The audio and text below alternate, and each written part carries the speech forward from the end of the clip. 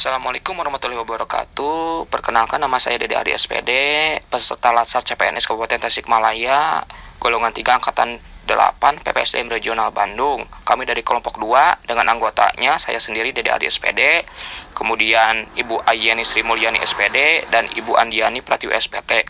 Pada kesempatan ini kami akan membahas tentang analisis isu global pandemi COVID-19. Bermula dari kota Wuhan, tepatnya di Tiongkok, virus jenis baru ini telah menyebar ke berbagai belahan negara di dunia yang menyebabkan timbulnya penyakit coronavirus disease 2019 atau disebut juga dengan COVID-19. Tentunya kondisi ini tidak boleh dianggap remeh dan dibiarkan begitu saja. World Health Organization atau WHO pun juga sudah menetapkan pandemi COVID-19 sejak tanggal 11 Maret 2020 yang lalu. Mengenai pandemi sendiri merupakan sebuah epidemi yang telah menyebar ke berbagai macam benua di negara. Umumnya menyerang banyak orang, sementara epidemi sendiri adalah sebuah istilah yang telah digunakan untuk mengetahui peningkatan jumlah kasus penyakit secara tiba-tiba pada suatu populasi area tertentu. Kemudian ada beberapa upaya pencegahan. Umumnya topik seputar pandemi COVID-19 masih menjadi yang terpopuler, mulai dari gejala hingga cara-cara pencegahannya. Organisasi Kesehatan Dunia atau WHO pada tanggal 11 Maret 2020 resmi memutuskan virus corona atau COVID-19 sebagai pandemi. Berbagai imbauan termasuk soal penggunaan masker sempat beberapa kali mengalami perubahan sehingga makin rajin mencari perkembangan informasi.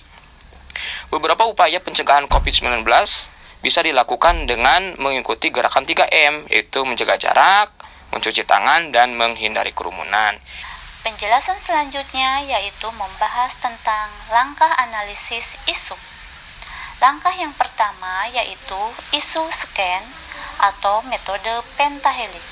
Yang kedua, langkah menapis isu atau disebut dengan metode USG. Langkah yang ketiga yaitu menganalisis isu sampai ke akar atau disebut dengan diagram Fishbone. Yang keempat yaitu langkah menyusun alternatif pemecahan atau disebut dengan metode SWOT. Baiklah, kita akan jelaskan tentang langkah analisis isu satu persatu. Di antaranya, 1. Di dalam bidang government. Masalah yang timbul di bidang ini yaitu lemahnya sanksi dari pemerintah bagi pelanggar protokol kesehatan, kebijakan yang tidak sinkron dan tidak tegas dari pemerintah. Yang kedua, di dalam bidang bisnis. Masalah yang timbul di dalam bidang ini yaitu pusat perbelanjaan dan tempat umum masih banyak yang acuh terhadap protokol kesehatan. Yang ketiga, di dalam bidang akademik atau pendidikan. Masalah yang sering timbul di dalam bidang ini yaitu pembelajaran jarak jauh yang menyebabkan siswa atau mahasiswa pasif dan kurang kreatif. Yang keempat, di bidang community atau komunitas.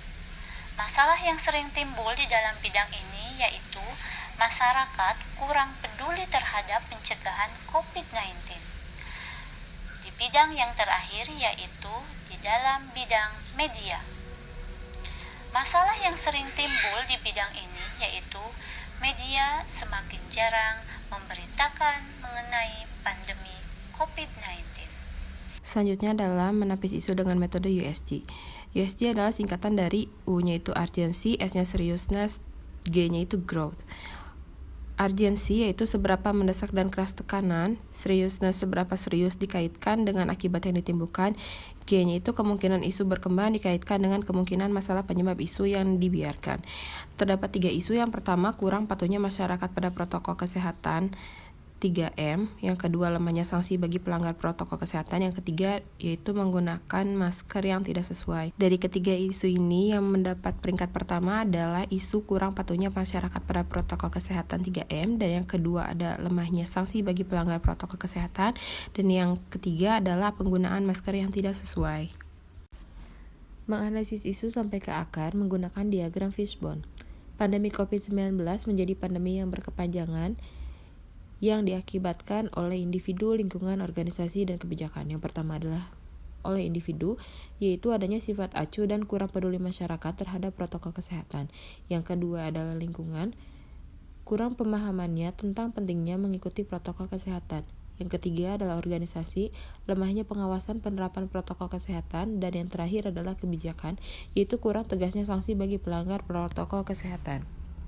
Selanjutnya adalah menyusun alternatif pemecahan melalui metode SWOT, Strength, Weakness, Opportunity, dan Threats.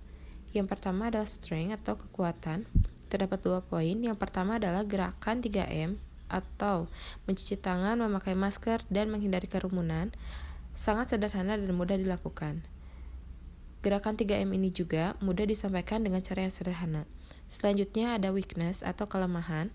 Terdapat 2 poin. Yang pertama adalah masyarakat masih menganggap remeh pandemi COVID-19. Selanjutnya, kurangnya pengawasan protokol kesehatan. Selanjutnya adalah opportunity atau peluang. Media sosial dapat digunakan sebagai sarana penyebaran informasi edukasi mengenai COVID-19 dan pencegahannya. Media sosial ini berpeluang besar untuk atau sebagai wadah penyebaran informasi dan edukasi karena mudah diakses oleh siapapun oleh masyarakat Indonesia yang memiliki akses internet, baik melalui telepon genggam ataupun melalui perangkat komputer. Yang terakhir adalah threats atau ancaman. Pandemi COVID-19 ini akan berlangsung lebih lama di Indonesia apabila masyarakat Indonesia masih tidak mau menerapkan protokol kesehatan dan menganggap remeh pandemi COVID-19 ini. Sekian penyampaian dari kelompok kami. Terima kasih. Wassalamualaikum warahmatullahi wabarakatuh.